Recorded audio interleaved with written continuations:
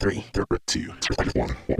Yo, we got your back when you driving to work or driving home. If you on a plane or you at the gym or you home alone, all you gotta do to listen to the shows, turn on your phone. Two Ugly Nerds podcast, tell you what's going on. This is the podcast. Derek is ugly and would not judge anybody else. There's no other insult. When did you learn that you were ugly? Two Ugly Nerds podcast. Welcome to the All right, cool. Let's get it.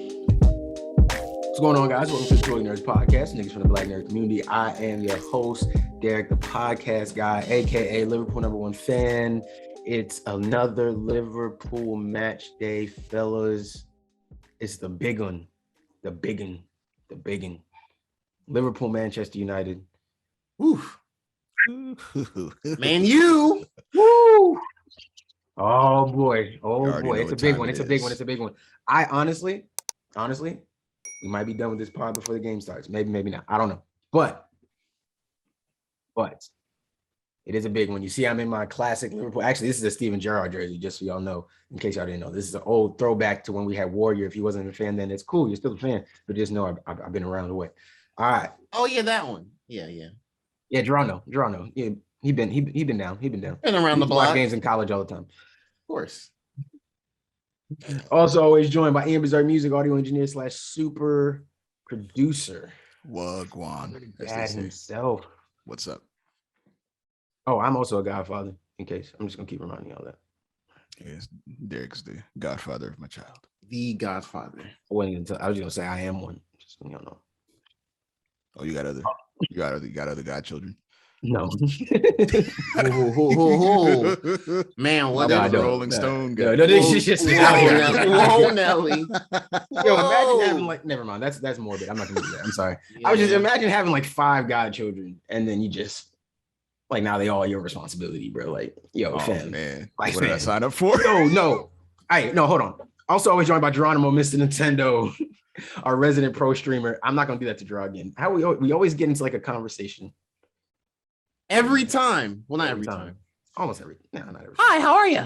What's going on, What's going on? Sound like a character off of. Sounds like I'm Goofy in a- from Kingdom Hearts. Oh yeah. Kingdom Hearts Goofy. Kingdom Oh, Hearts. I can do a way better goofy than that. Oh, I know if you were actually trying, but Yeah, it's I just, wasn't. It's just I how it just- came through. Well, I'm curious how it sounds. Random. Yeah. This is so random. It has nothing to do with what our podcast is ever about. Did y'all see that lady who had the 9 kids, bro? She had 9 9 kids children? at once, fam. Oh man. Back to back 9. in a row. She beat Octomom, bro. Remember Octomom? Remember when that was I the do remember biggest thing? Octomom. That She beat that, bro. She had 9 kids. fam. Octomom kind of mid now Can compared to you that. imagine kinda you mid nut now. one time and get 9? You said Octomom is mid. Shout out to them kids. I hope they healthy. Facts, But bro. no, but real. That is man. Her That body is just hope she's healthy. she Her is body healthy. is I mean, Yeah, she no, no, she all the is. reports that she is. All the reports that she's fine. Oh, I Was don't- it I old didn't hear any- natural? No knife to the knife to the Oh, I have no C-section. Like, okay. Damn, 9 kids. I mean, I bro. know How that are might you- be They not all TMI coming out out the way. the shoot, bro. They can't. I mean that. Hey, It's look. the slide not that efficient, bro. I don't believe Hey, that. look. All I gotta 9 say out the is, shoot, bro. Come on, What? dog. What if though? What if? That's that wild. She's like the healthiest woman of like modern days. Yo, bro. nah, White shit, water's That's out an that bitch. achievement. You can't really say nothing to her. No, legit. We- The dad can just be like, I was here for moral support, and that's it. I was there for literally the day negative, whatever. Yep, 200. I just showed up. right. That's crazy, bro. Walked through the door and was like, oh shit. Hey, man, y'all just be careful with your nuts, man. Do your researches and all that, man, because you nut one time in it with nine kids. I don't. Hey, bruh, some of y'all not hey. ready for that. I'm not ready for that. She That's a might have lot. taken like one of those drugs that makes more than one egg drop. To increase There's the, like ways you can manipulate it. I didn't even know you Maybe could it's do going that. for In it, trying to vitro get is one. famous or something. Oh, in vitro. Okay. Yeah, that's, Well, even if, then, if you're having 9? issues getting pregnant, it can encourage more eggs. oh, to drop. right. And maybe it just Maybe it works. encouraged a lot. Yeah, And a lot of that shit- biologically. times, people who get on that they end up having twins. But Twins are- there are some situations where you can have Twins would be cool. 9, bro. They gave her the super dose, bro. I'm just saying, bro. Whatever. Like, The super 9, dose. dog, is crazy. 9 at 9, bro. That's a lot. I'm going straight to welfare, bro. Y'all not Hey, gonna look. tell me I Hey, don't look at it deserve like no this. help, bro. 9? I ain't asked for that. That's 9 chances for one to be super famous and wealthy and what do you call it? It could be a sports star, it could be an actor, it could be a rapper from Atlanta. Well, actually, did they say where she was from? Or Maybe it was like South Africa or something like that. oh, even then, I don't think it was America. I don't think it was. Okay. I don't fully remember. I'm not gonna lie to y'all. It's all good. I don't have the story pulled up, but I was just as we talked about that, that just popped in my brain. So I don't know. Hey man, shout out to her. That's an incredible achievement. Mm-hmm. Can't nobody tell her nothing. Yeah, no. Super COVID babies, man. Jesus. 9 super COVID baby. Yeah. What does that refund check look like? God. Yeah, how do you get the? Hey, Or no, maybe. on... Maybe it was. No, it was Florida. Wait, if it was Florida, I really think oh please, oh no. Oh, they got some going on the water down there. Bruh. Well, I feel like if I search 9 kids on Twitter, the first thing that should pop up should be the lady who had 9 kids. Feel like that should be pretty like straightforward. Google's like, what is that? Google's like, which one that had 9 kids? Twitter. Yeah. Okay, Twitter. All right. Anyways, into real nerdy topics. There's not much on it really, but we could just to mention it to y'all in case you didn't know about it. Marvel basically delayed the entire Phase 4. And they pushed it back again. They pushed a bunch of shit back. Because they scared of the Batman. No, I'm joking. I was seeing that on Twitter and I was like, yo, I mean, not really. I think they did it for their own reasons, but it can look like that and you can make it look like that. And if you're a stan or you lean one way, run your narratives. I get it. The reason is boring. Because I looked it up. They said that they basically did it for really just for production reasons. To kind of not so much as like COVID and things like that, but I think they just looked at it and were like, I think we can push everything back and keep things moving at a safe pace and everything. And I think honestly, they also might have almost been spooked from that strike that happened. So they might have got spooked because of that. It's all right. Let's just take our time a bit more, maybe. But now the funnier reason is because the Batman looks really fucking good. Yeah. So there's that, and then along with all those delays, somewhere in there we started getting rumors of a Hulk movie. You got rumors that there's a Hulk movie coming. From that, rumors of World War Hulk have come into play and stuff like that. But we got rumors that there's a Hulk movie in the works, and it's an MCU Hulk movie. So it's Mark Ruffalo would be doing it. It's MCU. He got his own solo. He looks like he's gonna get his own solo film where he's gonna get to really be Hulk. Finally. No more weird 2008, 2009 Hulk movie with Edward Norton being like, we can let that go. I mean, it will be. Don't get me wrong. If that's still, that's the early points of MCU. We can't take that away from Edward Norton. He was there. Yeah, you know what I mean? But we want to see Ruffalo now. We want to see Ruffalo now. You know what I mean? Time. I think the best thing is you see these characters. I didn't even know how he's been a bit upset about this. I didn't know if y'all know that, but he's been like a bit upset about the fact that basically, he's like, he's like, it sucks. I pretty much feel pigeonholed, and that's why I was watching a video. It was who was it? Was it Emergency Awesome? Maybe it was Emergency Awesome. But I watched that video too. Did you watch it? How he was talking about how they kind of had to give him movies and arcs within the other movies, basically, and that's why every Avengers movie and every movie where he shows up kind of feels like another piece of his story, and that's kind of how they've tied it all together. And that it just sucks that way. I want him to get his own story now. And obviously now we don't have to worry about like doing origins or any of that shit, right? Like now, we already know he can just go be crazy powerful Hulk now. Like he can just go be that. Like so I want to see that.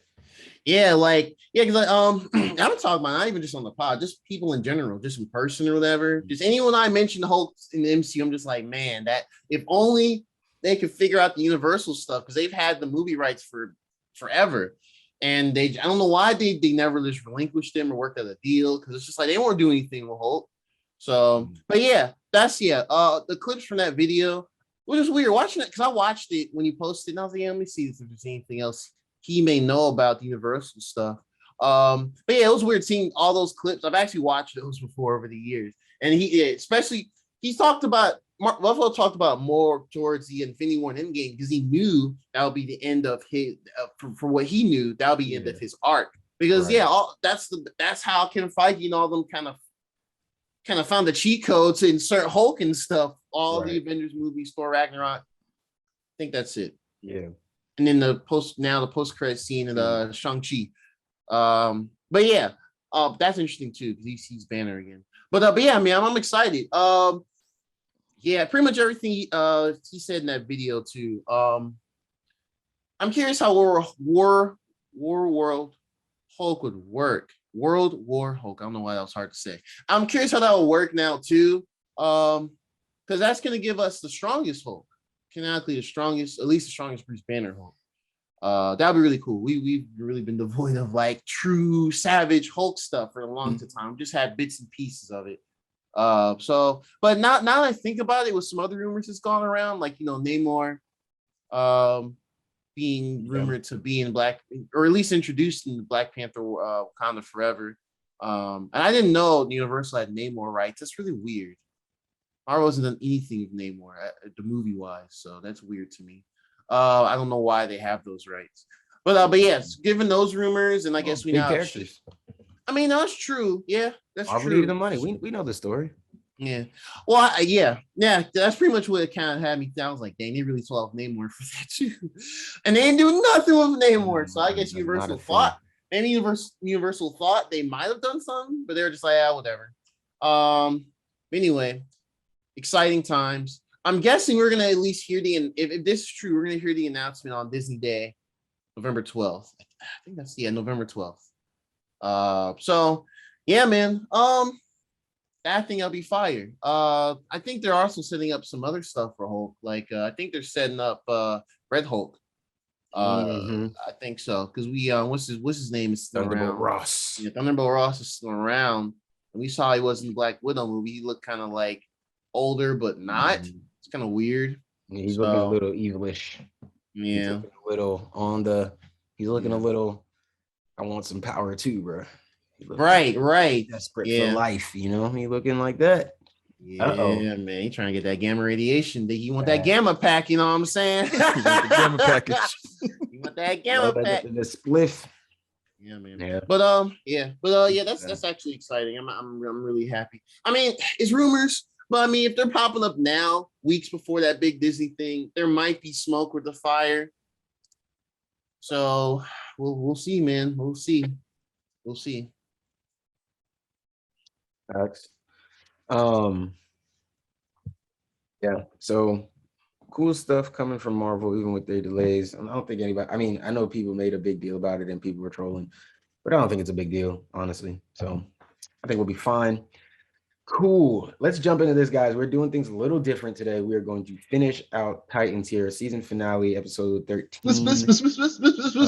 Spoilers. Season 3, episode 13, season finale. We know that we know that Titans is coming back for a season 4, so we know it's not a series finale. And I think the thing I was going to tell y'all before the pod, I don't know if I said it or not, but the thing with this episode, so spoiler drop somewhere here. Spoiler. The thing about this episode is, because this season has been so disjointed with so many different writers and different plot points and these other episodes felt like the villain was always a step ahead, was always planning for a certain thing. Then this episode, everything just goes right enough. You know what I mean? Like everything goes just right enough to work for them now. And it's just like all of this, while it does look cool, I like some of these fights and like some of these scenes, I enjoy it. It does all feel very convenient, a little CW-ish.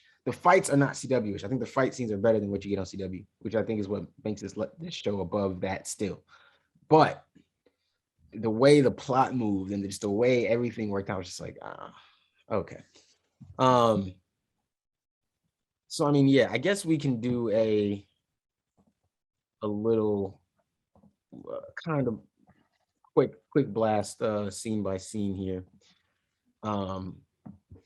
Because I'm trying to remember exactly where the episode started. We got nope. It's trying to tell me the flashback. I know.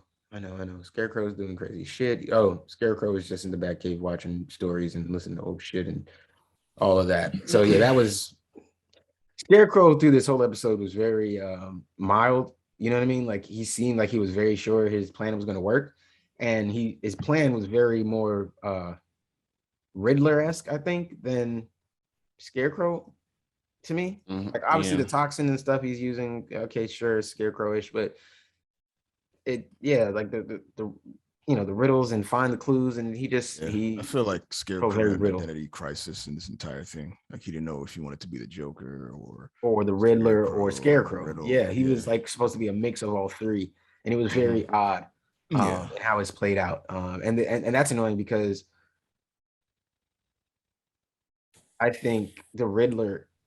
I think if you're really supposed to be a combination of the three of those villains, even if you want to do something like that, I'm okay with that. I can live with Scarecrow being a little different, or using some maybe different means.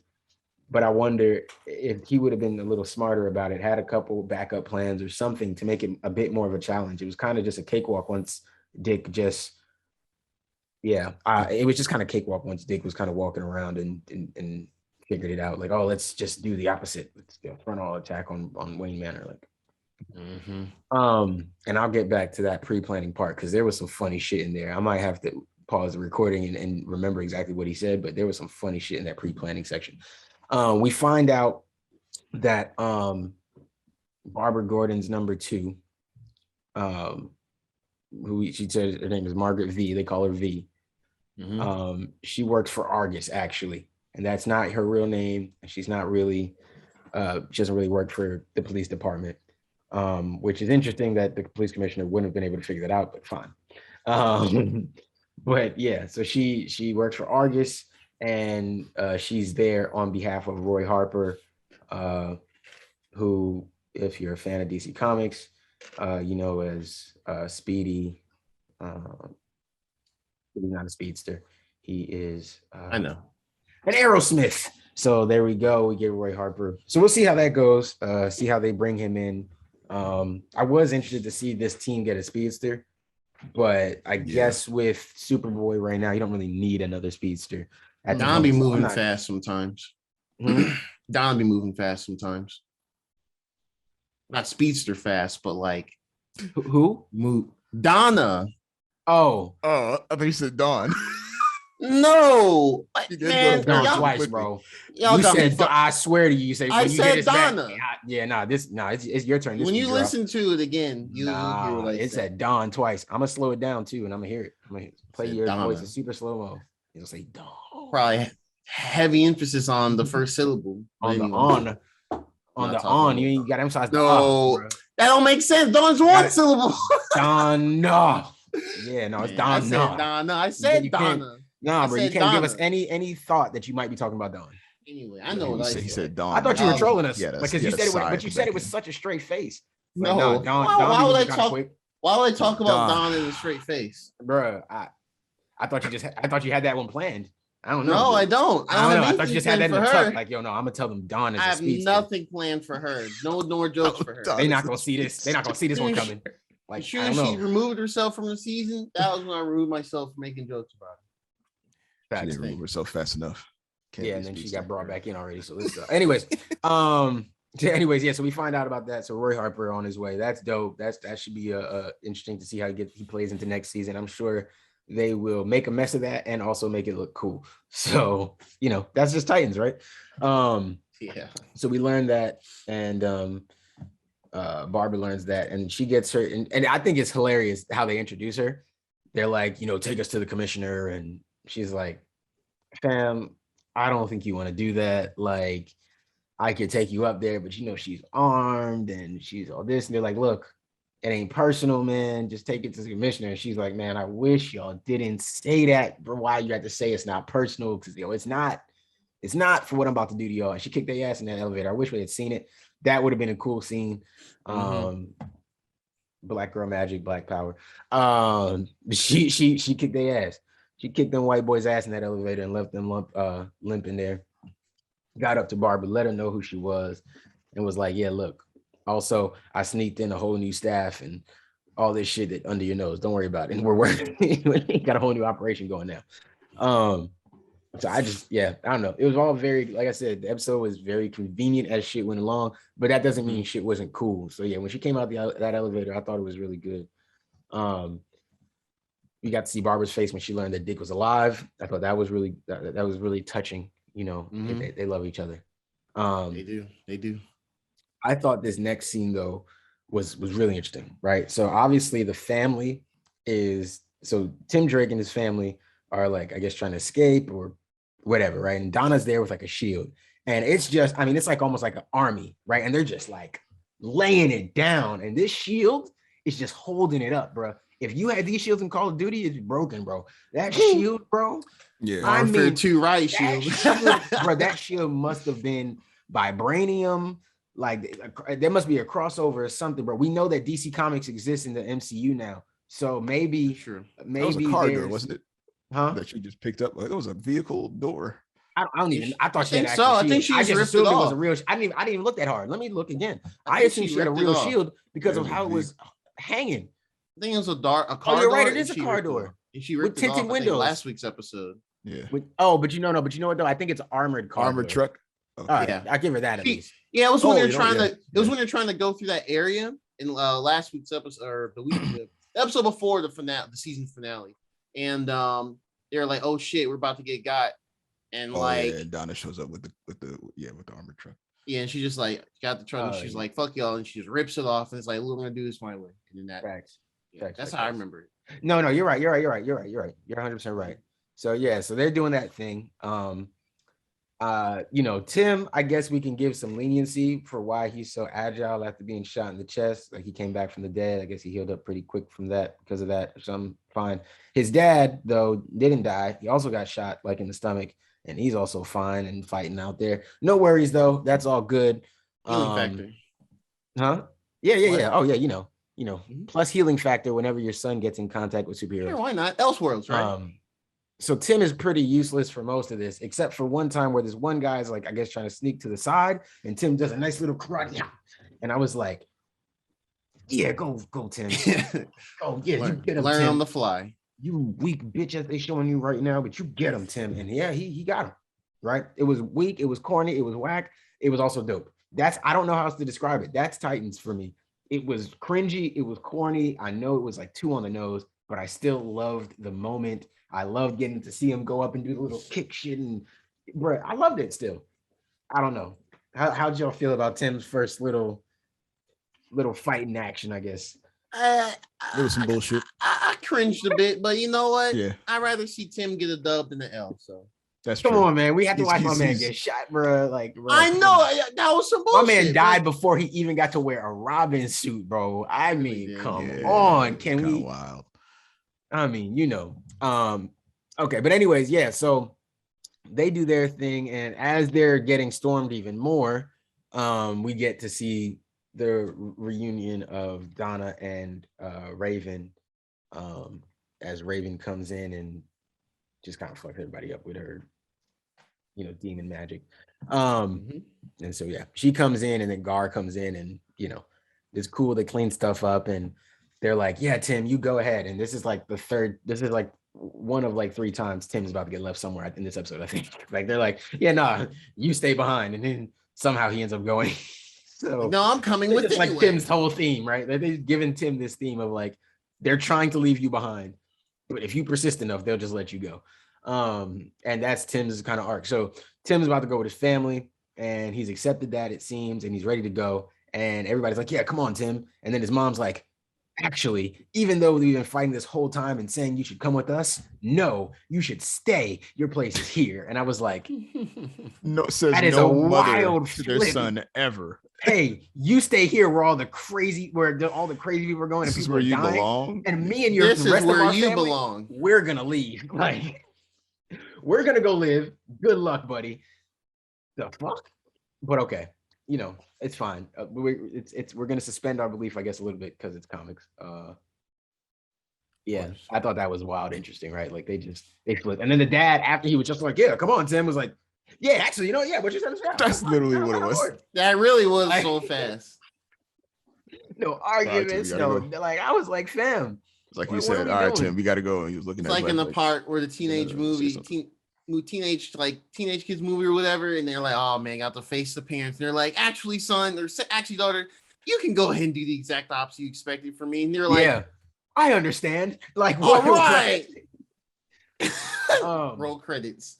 Facts. No facts. You know what? I think you learned your lesson. Yeah. So I thought that was just the fastest flip, and so obviously, Tim gets to go with the team, and Donna's like, "Yeah, I called it. I knew he was gonna come. If that was the case, then why didn't you just say, Tim, like, if you want to come, you can still come?" I don't know. Whatever. It's fine. Donna knew it was kind of gonna happen, and I don't care. Look, I love Donna Troy in the show, so as long as she's on the screen, I'm happy. Okay, I enjoy every time she's on the screen. She acts well. I like she acts the part. I think she's like her and Dick Grayson are perfect castings. Perfect casting. Her and Dick Grayson and Starfire for me. Yeah. Actually, Blackfire too. There's a couple good perfect castings in here. All 10 rings are pretty good so far. Because Gar is a good casting too. Oh yeah, I love Gar's casting. The core cast Raven is pretty Raven solid. is growing on me. She's I mean, as she gains more power. I feel like she takes herself too seriously, man. But that's probably how she's written, so whatever. I think maybe so. I think we're gonna see her soften up as she develops more relationships in this next series, because now there's more people. Obviously, she has Gar, who's around her age, Tim now, who's around her age, right? Jason will be running around somewhere. I know they made it seem like Jason's going off to some other city. Jason's gonna be running around somewhere. He's gonna be helping from the shadows as Red Hood, like he will. Like that's the whole point of Red Hood. Like now he's in his anti-hero phase. We got to see it happen. We'll get there, but that's so he will come back. Like there's more people around, right? And obviously, like Raven, her and Jason may not see eye to eye all the time or whatever, but Raven being the type of person she is, I can see her wanting to talk to Jason at some point about everything that happened and trying to help him, because she had the Lazarus pit memories and all that shit inside her, so she would have known everything Jason's been through now. So that's called good writing. Well, that's me speculating, because I could write good, but if they don't do it, then who knows? So we'll see where that goes. But yeah, so all that happens, and we got to see that the aftermath of Superboy destroying Blackfire ship. That was fucked up. Starfire was pissed. Blackfire was really quick to forgive, which was interesting. I thought that was going to create the tension that maybe made Blackfire become a villain. I don't know. It was interesting. Crypto was kind of barking at Starfire like, "Hey, chill out though. That's still my man's. We're chill though. It's my pops. Relax." Starfire, we got to see her eyes glow green. That was cool. That was really cool. I got seeing her eyes go green was perfect. That was dope. I don't know that her eyes were. I was going to ask. I'm not sure if her eyes turned green before. I don't think so. Her eyes have been glowing green the whole time, especially when she was doing little trances this season. Oh yeah, she had been doing. It's just, but they were. It was like her eyes have always turned green. It's just her star bolts. I don't even think they're not even called star bolts. Her powers are just fiery orange. Yeah, I gotta look back. I guess her eyes have been green. This was the first time I guess I noticed, like, without I guess paying extra attention, that her eyes were noticeably green. Like it was like substantial in the moment as she was having a normal conversation without something else going on that you're trying to pay attention to, I guess. Like you were focused on Starfire and her face and her reaction, and her eyes were green. I guess this is the first time. Maybe her eyes were green in like the trance and stuff. I don't know. I have to look back. Yeah, her eyes were green. I believe you. I'm not disagreeing. I just didn't notice it before. It might have just been how they emphasized it in that it just seemed like really like notable or something. Like one of the icons for an episode. Her eyes are green. Her eyes have been Okay. Yeah, so I missed it before until I this. think the effect is better here because her eyes glowed green from like season 1, but I think it was just the pupils, not the pupils, the irises. Yeah.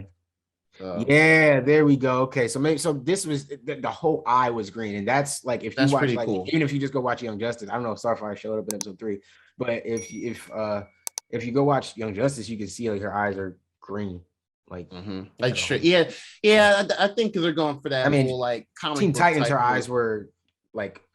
This Starfire is more like It's more like Teen Titans Starfire, where her eyes could be normal normally, but then when she's fighting and she's powered up, her eyes glow green. So that's kind of what this is. I think it's if they really lean on that comic book type of style versus like I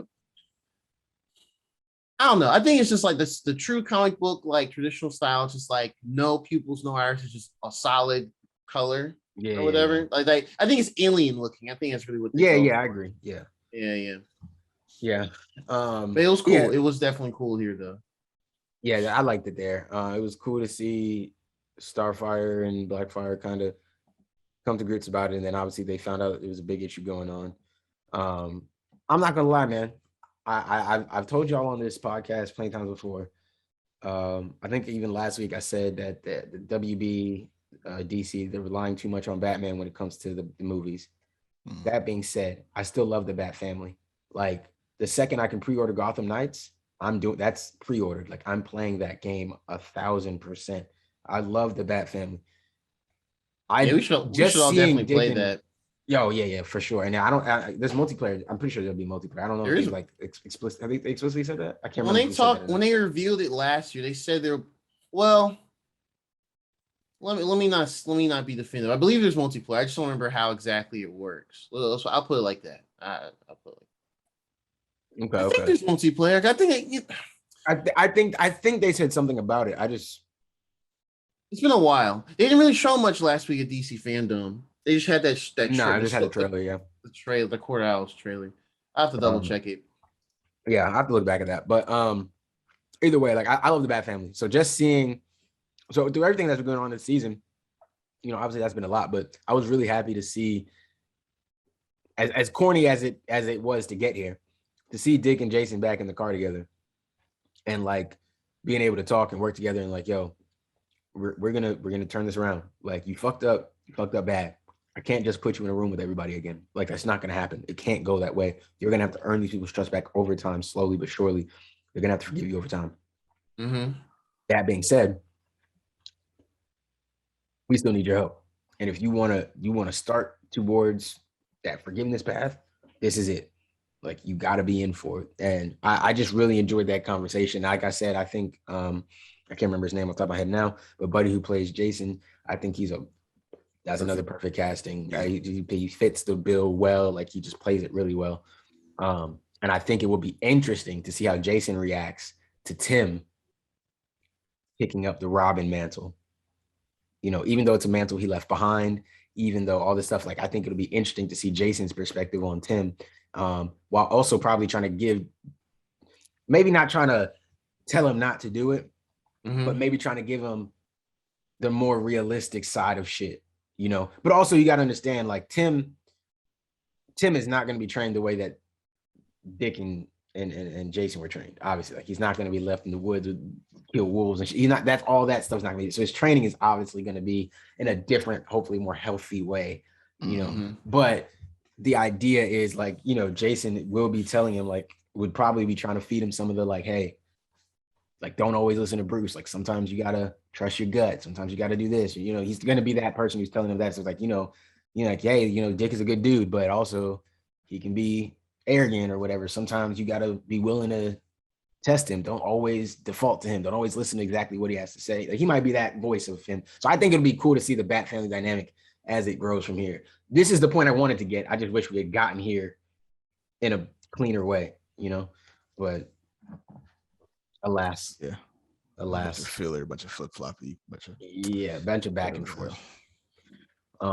So yeah, the Dick drops Jason off. He's like, yo, you'll hear from me. I'll let you know what's going on. And then Dick sees that first explosion go off, and we hear that like 10,000 people are dead. And what I will say is, and we're getting there quickly, this arc of the episode ended pretty early in the episode. Like when I got to the point where they had kind of locked up Crane, I was like, bro, this is like 15 minutes ago or something like that, or maybe 20. Like I was like, this is kind of like there's a lot go. Like, is there going to be a twist now? Like, is some extra crazy shit gonna happen? And it was like, no, it's I'm just kind of cleaning shit up now. So that was interesting. So yeah. Anyways, they're steps ahead as they're trying to figure stuff out. As they're trying to figure things out, they're going around and they talk to. I think Dick was talking to Barbara, and that's when Crane comes in and he's interrupts the call, and he's like, oh, I've got all these bombs around, you've got this much time to defuse them or catch them, and lays out the game for him, right? Very Riddler-esque, but I guess a Scarecrow this time. So he lays that out. Like we said, all these people are dead, and we can only assume they're dead for a good little bit, right? They're kind of just, their bodies are just all sprayed around there, dead for a while. That'll be relevant later. We already get a shot of Tim working with Raven, so they've already, whether they were assigned there or what, they've already got some sort of working relationship, which is interesting. Wonder how Gar is going to take that, as much as they haven't necessarily leaned all the way into it. They've kind of leaned more into they're just great friends. I'd be interested to see what happens as Tim tries to grow within the team, and if maybe Tim and Raven get a little, Tim, give him a little action. Hey, look, that'd be I don't know the comics, but that'd be different, I think. No, that would be different. That would be different. Oh wait, no. Oh, am I bugging? What? Tim and Raven have been together. Oh snap! Tim and Raven. Yeah. They have. I thought it was always Gar and Well, I think Gar and Raven were like the classic like. Oh wait, hold on. I think there's a. I think was it her and Tim and Young Justice? In Young Justice? Actually, I think she is with Tim and Young Justice. Is it Young Justice? No, it's not Young Justice. She's with Tim. It's one of the animated movies. Oh man. Oh wait. It's one of the animated movies. She's with Tim. It's not Young Justice. What's an Apocalypse? No, it's an Apocalypse. No. It's Apocalypse War. Was it that Apocalypse one? War, she's with Tim. I do remember that. That's actually Apocalypse wild. I remember that shit. Apocalypse War. Pretty cool. But there's a lot. I didn't realize there was this much fan. Apparently, there's a lot of fan lore about Raven and Robin. I didn't know that. But no, Tim and Raven have had a thing before. I mean, that's easy, right? Raven and Robin. Yeah, come on, the birds. Birds, yeah. Birds of a feather flock together. Poetry in motion. Yes. Yeah, I'm interested to see where that goes. May go nowhere, but I will be curious to see that. Be a drama thing, maybe. Huh? Well, not a drama thing, but like a triangle type thing. Especially since everyone's all back together. Yeah. And they're gonna all be, and I'm sure they're gonna. Well, I guess we'll get to that. But how they truly ended this episode and where they're heading, literally. Yeah. Better see Megan is all I'm saying. See who? Are we ready Are we ready for them to introduce Miss Martian in this? No, I don't think so. I don't think we're there yet. I don't think we're ready for that yet. There's still a fair bit they haven't done yet. Well, it is one of those things where I say they did they let Zack Snyder put him in the put Martian Manhunter in Zack Snyder, the Justice League movie. So when I consider that, maybe that's a character that they're willing to kind of play with and play with versions of him. So if McGann shows up and then maybe Martian Manhunter shows up in Titans, that can be a type thing. I don't know if that they don't have to do it, animate them and do all the effects the exact same way, because you don't want people to just canonically put the two together like put Titans in the Snyderverse. But how they do John in oh god, what show was that? Was that Supergirl? That they had their own version of John? I haven't seen it. I didn't watch it all the way through. I didn't watch it till when he showed up. Well, I didn't watch either. I was just I was wondering how they did like his effects, because I think initially they introduced him in this human form. Yeah. No, you're right. But then later, we'd have to go look. Supergirl's another one of those CW shows I gave up on early. I just was not like. I tried, Well, and I was like, fam, this is just a little too corny. She just hit too many superposes like every other second. It was just bad, man. Yeah. But yeah. Oh fuck. Nope. Okay. So yeah. So we have that. We got. So that as they're figuring shit out, Dick is walking around that room giving out very stupid instructions to people, and I couldn't understand. Like he's like, "Yeah, you do this." He's like, "We need a miracle," and then Yeah. he was like, "What he said to it was what he said to Garfield. That's who it was. Like Garfield had said something. He's like, Dick, I can't figure this out or that," and then Dick was like, "Well, yeah, just find it then." And I was like, "Bro, but he can't figure out how to find it. bro, like, what are you talking about? Like, That's come the on, man. problem. Like, don't be dense, Dick. Like, you're being an idiot now." So I thought that was like wild. But either way, they got through the scene, and then Dick figures out, he's expecting us to play the Batman game. He wants us to be just like them, and we're not going to play that game. We need to do something that he wouldn't expect Batman to do. He wants us to just be. I thought it was interesting. I did like that reference. He was like, he wants us to just be Bruce and Jim, and we're not. We can do something different. We can't be them. So I thought that was cool. I did like that aspect of it.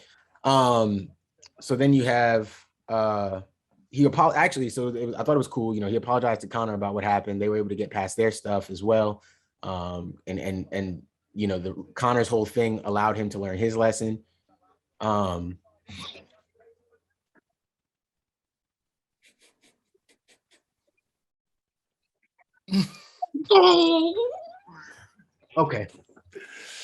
Okay, we up, baby. Yeah, it's game time. It's game time. Okay. All right. Anyways, in the middle, fifth minute, baby. Fifth minute, we up. Okay. I'm sorry, audio listeners. Where was I? My glasses are off. Tim. Oh, Dick is apologizing to everybody. Dick apologized to everybody. Everybody's good. Everybody gets on the same page. They come up with the plan, and they decide to attack. Oh, and I guess we have to mention that with having the Argus connection now. Oh yeah, they've got the Argus version of Oracle, whatever you want to call it. They got a supercomputer too. That's what it is. They got a supercomputer that they can use to kind of hack into the back computer shit and hack into Gotham shit, and they've even the playing field now, basically. So, it was almost a Deus Ex Machina type thing. Where it's just like literally, I was like, man, this is exactly what they need. yeah. I was like, yeah, this is. Especially after Barbara walked in, tried to talk to Oracle, which is like, bruh. Yeah, Barbara, you being desperate. Cool. Yeah. Literally was she literally tried to go to a blue screen computer and say, "Please turn on." Please turn. Yeah. Literally. Please. That's how I felt to watch. I was like, damn. Yeah. What are the odds that there's actually another supercomputer kind of right here for us? Yeah. So. Yeah. Yeah. I thought that was hilarious. What? Oh yeah. So they kind of they realized that they need the.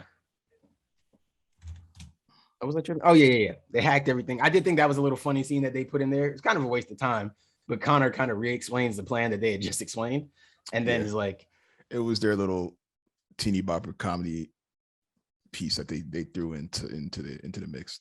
There's like a bunch of those scenes where it's like it felt kind of pointless, but it was like a jokey joke situation. Yeah, no, it was a useless scene, but it was fun. Yeah, like, all right, all right, fine. It was funny. I laughed at it. You know what I mean? It definitely. So I won't hold on to it. And he didn't draw shit on that board, right? He just but I drew the picture. What are you guys talking about? I don't understand.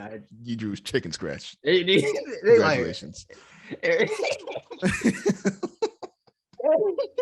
I thought it was funny. I'm sorry, man. Maybe I don't know. Maybe I'm just easy to please, but that shit didn't tickle me, man. I don't know. It seemed a little early super. It definitely seemed like something that early Superboy would say. Like, You know what I mean? Yeah. Like he really think he helped him. Like You really I think drew he the like picture for I us drew the guys. picture, so this If is I didn't my draw idea this, now. how would we visualize it? Yeah. Yeah, so I thought that was really good. And then yeah, so plan in motion, they're hacking in.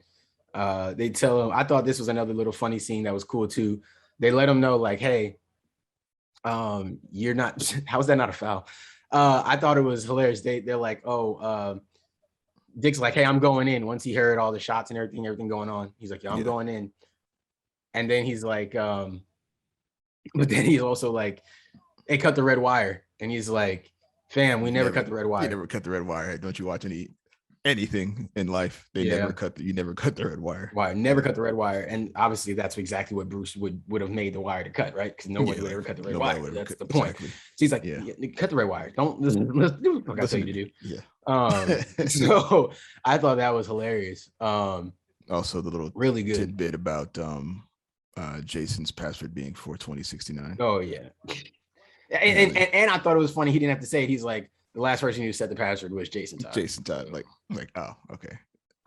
Got it. I thought that was hilarious. Wait, what's the password?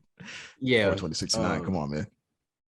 That was funny. And then we got to see the other big Easter egg name drop. That also was, my thing is, she hasn't been mentioned in the show at all. There haven't been any clues to her being around. But Tim knows exactly who she is and knows that she has a relationship with Bruce Wayne. So not only does Tim know that Bruce Wayne is Batman, but he also knows that about his secret relationship with like two people that nobody even knows who they are. Tim got the Oracle in that Chinese restaurant. He must have a different. You think he got the Chinese market Oracle? Yes, he got it. That's what he made back down there. You know what I'm saying? With scraps of computers. Yeah. Yeah, no, I thought that was really weird, but obviously, you know, Tim gives him the other password and he's Selena Kyle. And why Dick wouldn't have known there was another password there to tell him Selena Kyle is interesting. Yeah. I think that would have been a weird time for Dick to test Tim and be like, Tim should know this. Like, if he really knows us, like, no, I should probably just tell him the password so we don't have this like messed up. Yeah, so I thought that was weird. I mean, I just looked at it as a alley-oop to Tim's prowess. Yeah. Just let him. Yeah. It just gives him his depth of knowledge, right? Yeah. I agree. That was cool. Jason gets himself caught up. He talks shit to the guards. I thought that was funny, and then he kicks their ass. And I like that shit, man, because y'all got to remember, they're normal humans. Yes, they're normal humans, but they not. Like they Waynes, bro. Even they adopted, they Waynes, bro. They Bruce Wayne's kids, man. It's different, dog. They different, bro. They built really different. I'll be glad Damian not here. Looking at the comments to the preview of that scene where he like does a little around the neck judo chop. Yes. Whatever the hell kick that was a nuts. I've never seen a kick like that on TV. He just pulled him in. Yeah. Oh, yeah, that was nasty. I was like, what the hell was that? Yeah. And I'm looking in the comments, people are like saying like they it's interesting where they pick and choose when to be amazing. Jason can be amazing. Sometimes he's getting his ass kicked quick, and sometimes he's fresh on it, and he's like, where was that kick when the Joker was smashing his head with the goddamn crowbar? He ain't have none of that then. Yeah. But yeah, it was nice to see. They definitely gave Jason this was a redemption episode for Jason, man, for sure. Yeah. He got to show himself. I loved it, man. He got to re-showcase himself a lot. We got to see Jason really put the hands on them niggas. And then we got satisfied Jason stuff as well. Yeah. Yeah, I think it was for what the season set up for the Red Hood arc and everything, and his relationship with the Titans. I think it was well enough. Could have been done earlier, yes, but I think for right now it was still okay. Right. Yeah. If I wrote it, they would have at least Jason and Dick would have reconciled way sooner, earlier, and then Jason would just be out of the picture for like the better half of the show, and then he comes back on this last episode to redeem the squad. Yeah, that's how I would have done it. Yeah, I agree. No need to have that wouldn't better flopping and popping up for kind of no reason. I mean, some of it was character development on part of it, but a lot of it was, it just wasn't enough, man. See, I would argue character development, but they kept flip flopping his character. They didn't like. It wasn't consistent. Like 1 second he's trying to be forgiven, the next second he's like, all right, fuck it, I can't be forgiven, I'm gonna join back with Crow. All right, like what are you doing, man? Flip flopping hard. Yeah, super hard. let's see, they scored again. Oh yeah, we scored again. Oh, we up. Oh, we up. Oh, it's tough out here for these niggas. They at home. It's tough. It's real quiet out there. It's tough. I don't know, bro. Cristiano Ronaldo sounding real quiet, and it's a little rough. Mm-hmm. A little rough. I don't know. I don't know. I don't even want that heat, man. I don't know. That's all I'm saying, bro. It's just it's a little different out here. Let me shut up before this shit turn at the end of and before this podcast, and I'm on the other side. I don't know what happened, dog. They got some goals. We get to see the girls go down to the Lazarus Pit that everybody can just walk up to now without worrying about having to pass Arkham security or anything. Obviously, a Lazarus Pit that Argus knew was coming, but still did nothing to prevent or even try to locate.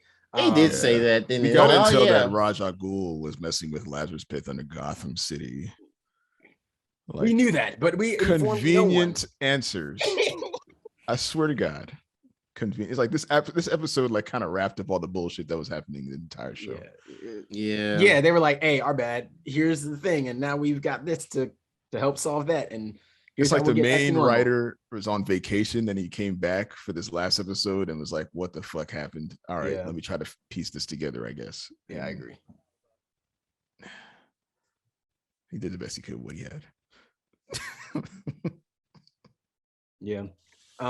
So they go down to the Lazarus Pit and they use their powers. Raven uses their powers to basically soak up a lot of it. It kind of hurts her a bit. She clearly is going through some pain as she takes it in. It says that basically she feels everything that everybody that's ever been in the Lazarus Pit feels.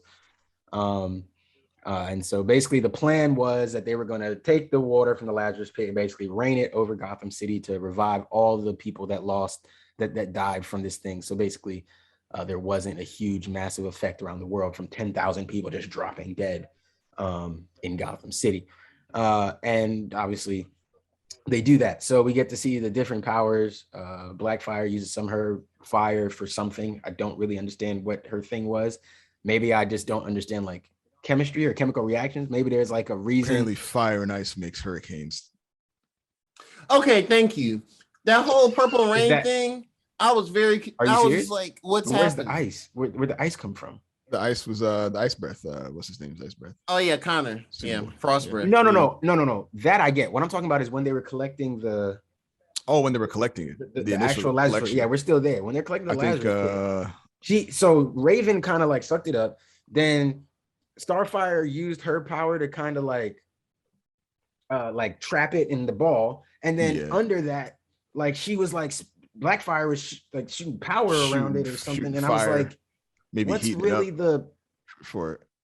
Yeah, I didn't really understand what the purpose of that was. So maybe I got a little rapidly heated water with cold makes rain. I don't. All right, sure, man. Yeah, no. Listen, I'm not. Look, it's not that deep. I was just curious. I think they just needed a reason. I just think they needed to put Blackfire somewhere and make her do something. So they didn't know where to put her. So just like put her with the other girls and just. It was definitely one of those, women empowerment scenes. 3 women walking in, doing their thing, and flashing their powers. I didn't. I mean, I guess I don't know. I didn't really think about that. I looked at it as Donna there's shows 3 up magic on the back end, and uses her. Now she's a static shock.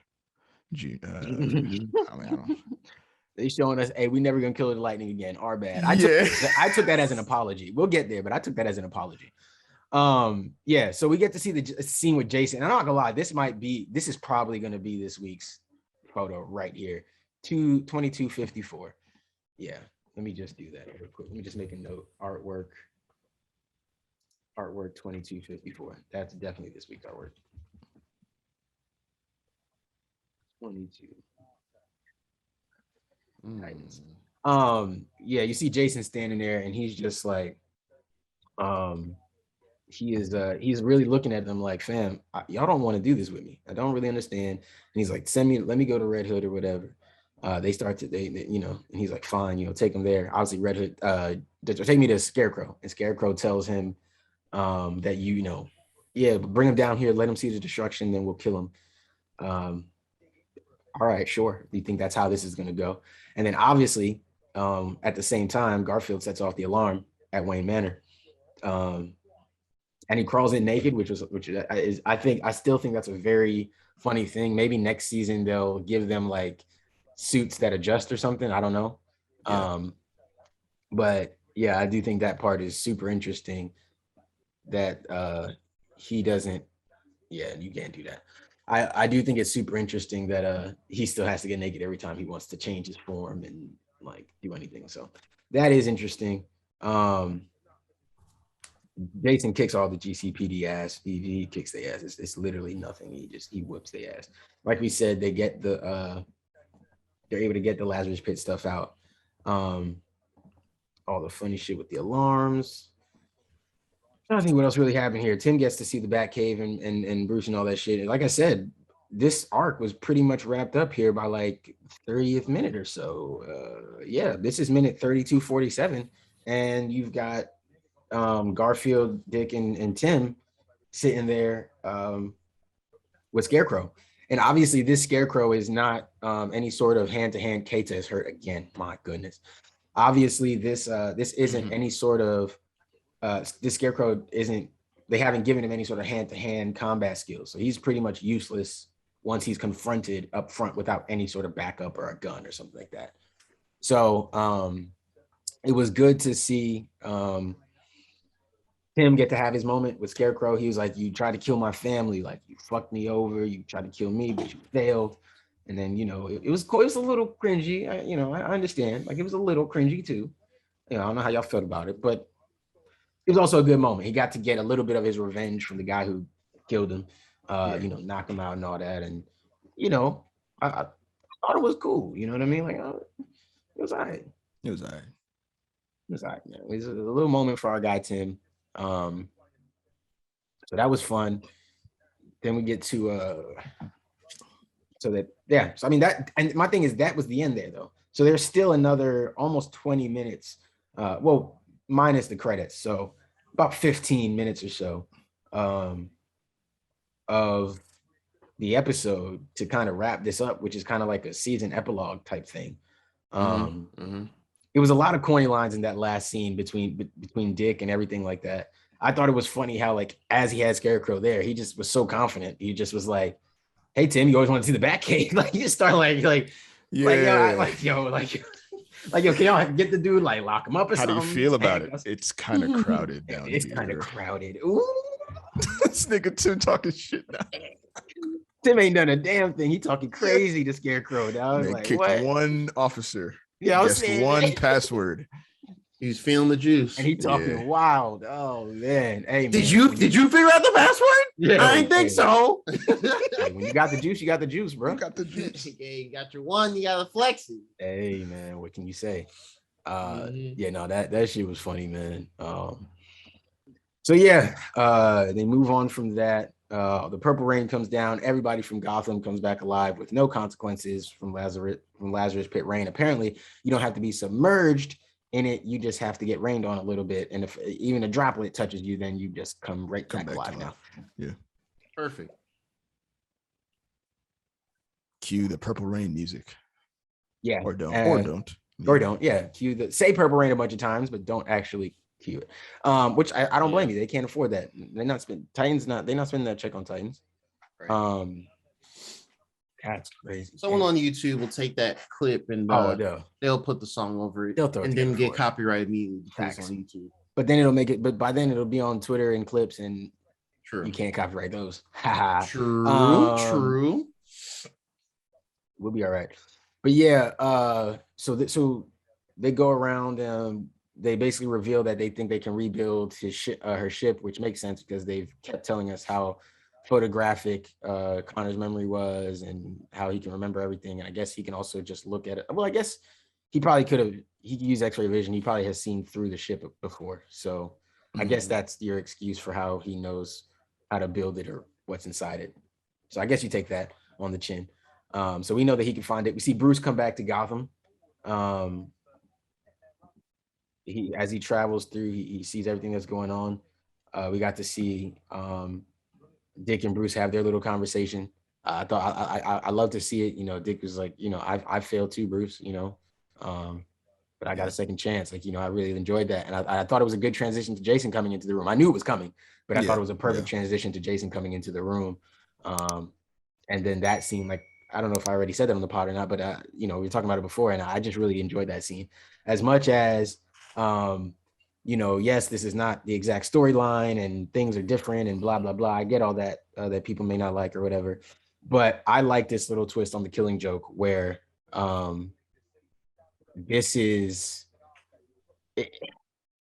Bruce actually does care so much that when he hears what happens to Jason, he can't take it. And he did kill the Joker for Jason, which was one of, you know, Jason's problems before, you know, in the original story. Is that he felt like Bruce betrayed him because he was like, you know, you of everything, you should have killed this dude for me. Like I thought you loved me. Like I thought I was your son. Like you should have killed this dude for me, and you didn't. But this Bruce did. And so I do think it was a nice flip on that. And so for that reason alone, I enjoy this moment here. I enjoy that moment where Bruce tells him, yes, I did. And he said, thank you. And that was the end of it. You know, I like that he said, you know, I'm not going to be here, which we knew was going to happen. You know, I'm not going to stay here and all that. He's going to go off on his own. But yeah, I thought it was good, man. I thought that scene was really good. I don't know how y'all felt about it, but this scene for me really let me know that I enjoy Ian Glenn as Bruce Wayne. Like, I don't ever need to see him in a bat suit or anything like that. But I really enjoyed him being Bruce Wayne in this. I did. Through all the bullshit. I've always enjoyed him. Yeah. I mean, that's the thing. I mean, we said before, but this show, I think, mostly has good casting as far as what type of characters they're portraying. And of those, most of them are good actors. Most. It's just the writing. It's just inconsistent. That's all it is. Literally, the only complaints with this show is the writing. No, we get good visual effects. I mean, no, you're right, bro. It's good visual effects. It's good special effects. It's good acting, I think, for the most part. Yeah, we have our gripes with Dawn, and yes, there might be scenes here or there every now and again, but I feel like it's decent. You know what I mean? Like I just feel like, I don't know, man. That writing is just. But then there's sometimes where the writing shines. You know what I mean? Like that last scene with the Bat family. The writing there was shined. And I'm like, why can't y'all do this for just everybody? It's like they're only Batman fans. And and listen, I get it. I'm a Batman fan. I'm a Bat family fan. I love it. I want to see it. I hope that at some point they can bring either Batwing or a version of Batwing over here, bring Batwoman, bring everybody over here. Like, bring the whole Bat family in. I would love to see it. Bring in Lucius Fox, bring the whole black side of the Bat family in. I want to see it. I would love to see it. That being said, you have other characters at your disposal. It's Titans still. Like, just do this for everybody because you got it. We see the potential. Just like, I don't know, man. Yeah, it is frustrating. It is frustrating with this show for sure. But yeah, that was a really good scene. What happened after that? Oh yeah, they go back and they show her that yes, we can rebuild the ship. We're gonna rebuild it for you. You're gonna get back to Tamaran. Argus tries to recruit Donna. She's not particularly interested, at least up front, but they do their thing. Dick comes and talks to Barbara. They have their, hey, I still love you, but I gotta go moment.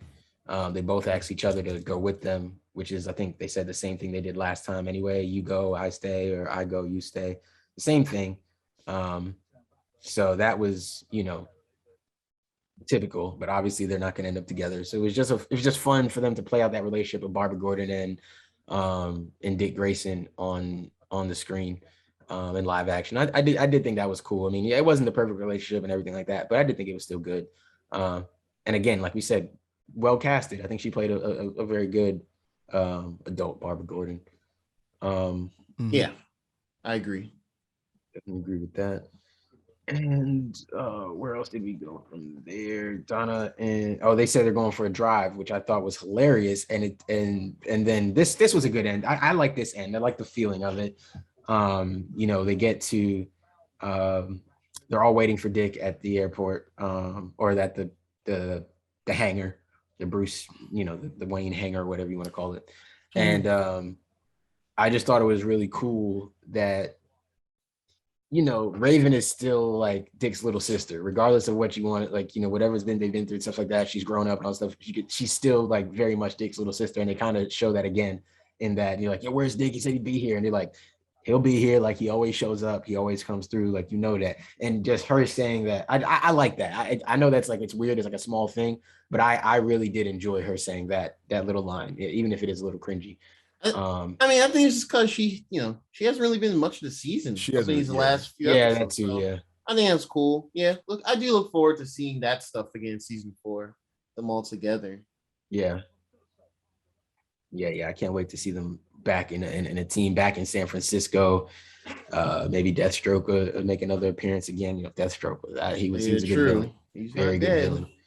And he's not dead. We know that. Maybe they'll make Red X show up here. You know, Red X is, you know, there you go. There's a Teen Titans reference for you. Man, he's canon. He's an actual character. He's canon now, yes, he is. So that would be crazy. There you go. That's a foul. Man, I don't know. But yeah, they're basically waiting by the jet, thinking that's what's gonna happen. And Bruce pulls up in a RV with Donna, and he's like, "Yeah, we're going on a trip." I thought it was crazy. Starfire. I'm not going to say it that way, but Starfire is not really down for the super long road trip. Sounds a lot like maybe some of the women that you may know of in your own lives, maybe. You know, I don't know. Maybe a little bit like mine. But what I'm saying is it's definitely a thing. It's definitely a thing with not a lot of women don't like taking the road trip version. They want to get on the plane and go quick. And I get that too. But sometimes road trip be fun, bro. I would have been down for the Titans road trip, bro. I don't know. We all got superpowers and we can go wherever we want. It's not like we're gonna get robbed. Like, let's go. What's gonna stop us? Like, if animals attack us, we can fight them. If animals attack us, Gar can learn a new animal to turn into. Like, come on, it's fun. Let's go. I think it's a blast. I don't know why she wouldn't want to go to the on the Titans road trip. But that's really fun. And then obviously we have, again, like I said, we have another moment of Tim about to get left again. And they're like, "No, Tim, we're bringing you back." And no, Tim, you come with us. You know, I thought Dick was like, what did he say to him? It was real corny, but he was like, "You coming?" Yeah, no, he was like, "You coming?" And then he was like, "What? You serious?" And he's like, "You got some nice moves." Oh yeah, he got some nice moves. I was like, "Move," but you still need some training. Still need some. That's a nice move. He was like, that was really. Like, "Are you serious?" He's like, "No, the question is, are you serious?" Are you serious? Yeah.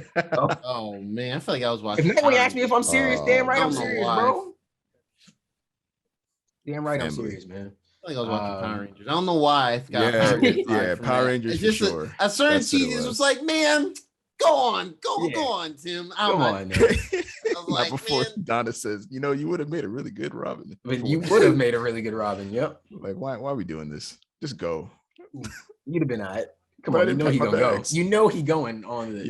His bag's already on the bus. His bag's. But I was gonna say, I was like, I'm waiting for him to pick up his bag because. But he never did, right? No, he didn't. I was like, okay, good. No. They didn't fuck it up that time. Yeah. Don't pick up your bag early. Oh, so you just knew you were coming, huh? You knew you was going. You ain't going nowhere, nigga. What you mean? No. That was good, man. That was good. And then we got to see the heart-to-heart between Starfire and Blackfire, which at least for now confirms that they are not enemies in any way. This seems to be an Elseworld story from them being at each other's throats, at least for now. Mm-hmm. Obviously, I think one of the things is they're sisters, so you never know how, the story could develop. They can always create some sort of sibling beef or rivalry or control for power or whatever you want to think of. So don't write it off too quick of Blackfire potentially becoming a villain. Or maybe she goes back to Tamaran and becomes like a little bit hardened again. And maybe she starts doing stuff that, Starfire doesn't agree with, and Starfire decides, we're going to fight over this, and that fractures the relationship again. So who knows? Who knows how that goes? That'll be really interesting to to see. I will be very curious about that.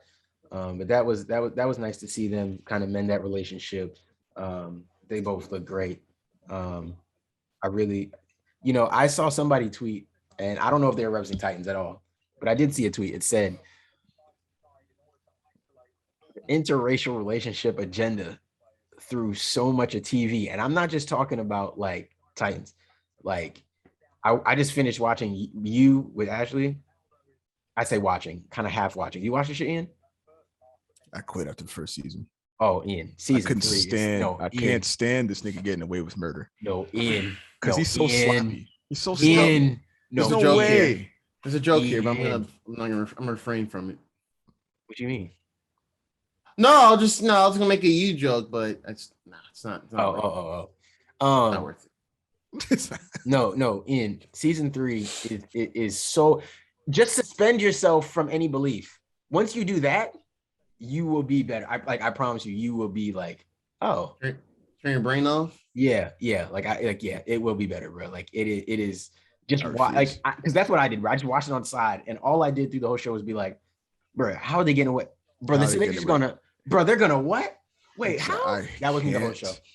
Stand it.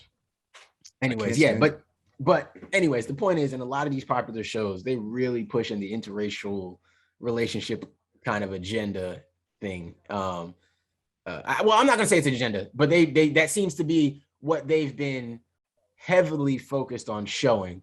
What is it? You know what I mean? Like everybody's, it's a black girl, she's dating a white dude, like it's or if it's a black man, he's dating a white girl, or some sort of reverse, like it's some sort of play on that.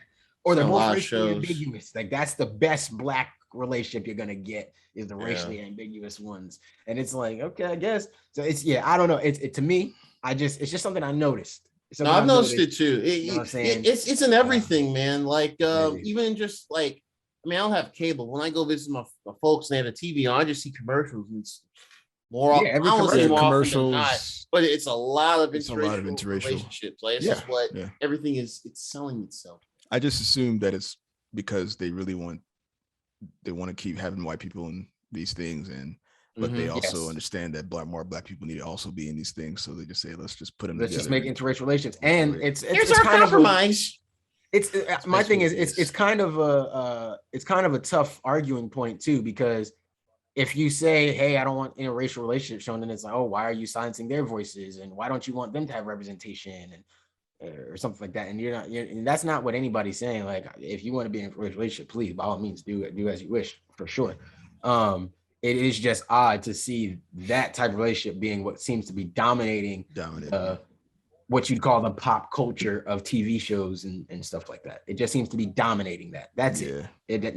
Instead of, like, don't get me wrong, I'm not against, there can be white couples, and there are some in these shows, normally a lot of them, and then there can be, some black, like, let there be some black couples, there could be an Asian couple, there can be whatever, and then there can be some mixed couples in there and stuff like that. You can show all of that, but like there should be, I don't know, to me there just should be a little more diversity to it. It seems like so many times, if there's any sort of main couple, or they're gonna have any sort of main role, they have to be interracial. It seems like it's like all right, guys, like you can, it's okay to still have Flash and Iris. Yeah. Which again, some of it is cool, like it is okay, but it's just like, guys, you're kind of going way over. I know there was a while where this wasn't allowed and it couldn't be shown or whatever, but now we get it, and times are different. You don't have to put this much emphasis on it. Like you can balance it out now with different types of diversity. Just having an Asian man and a white woman, or an Asian man and a black girl, that, like, just doing that every single time, that's not always going to solve your diversity problem in your show. Like, we can still point out where your show lacks diversity in your writer's room without seeing your cast. You know what I mean? So, yeah. Anyways, Connor and Blackfire share their their goodbye. Tim gets to get on the bus, and then they do something that I guess you could say is a little fucked up. Raven, goes with Big Brother Dick to the Arkham Asylum, and just unleashes all of the pain of the Lazarus Pit onto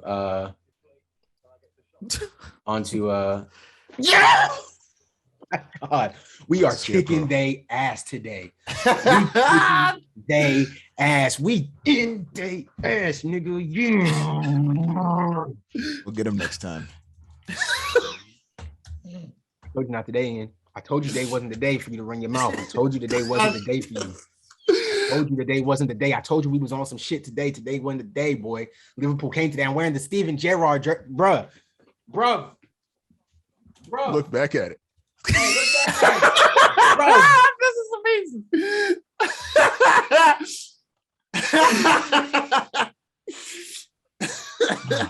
Man. Okay. Anyways, we do some fucked up shit, and Raven gives him all the bad memories from the Lazarus Pit, and he has to live with that in his little chamber forever. So a decent season finale overall. They tied up a lot of the loose ends that they created this season. Mhm. Yeah, I don't, this season was a mixed bag for sure. A lot going on, but like I said on Twitter, I'm an idiot and I'm still gonna watch season 4. As much as I said, hey, I'm sorry this happened and all this shit, I want to see. It's a mess that you just have to keep watching. Because there's this weird thing. I have this thing, I guess it's a fear of missing out that I'm giving myself. But I just have this weird feeling that the second I stop watching is when the show's gonna get amazing.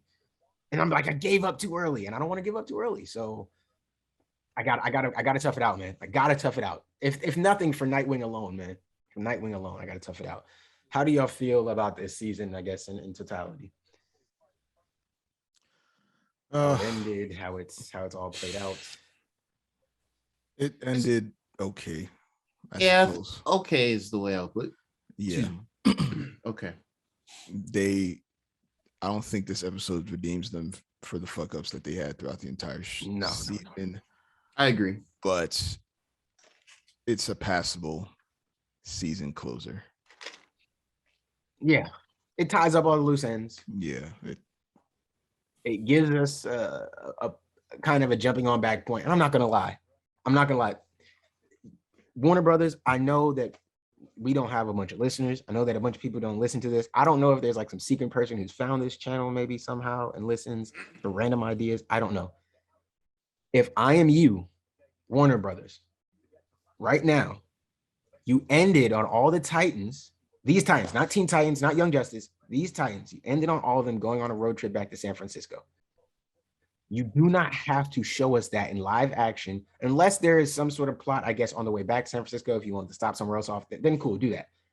If you're just really going to have them go back to San Francisco, instead of doing it in the live action in the first episode or whatever, do an animated short series, or even just animated short of 1 episode, but I would say a short series, 2 to 3 episodes. And you take that and just have a blast. Animate all the characters to look like obviously they're actors and all that kind of stuff. And then just make them have fun on a road trip. Show all this stuff that would be too hard and over the top to show in live action. Show all those in between scenes, people lounging around, those montages that you can get. Do that. Make it fun. Like I think that alone can get people back, like get people into the show. And hopefully season 4 is on can start better so we can, actually tell people this is a good show to watch. I think if they do something like that, it'd be super dope. I want that. You end it with a road trip. Give me an animated version of that road trip.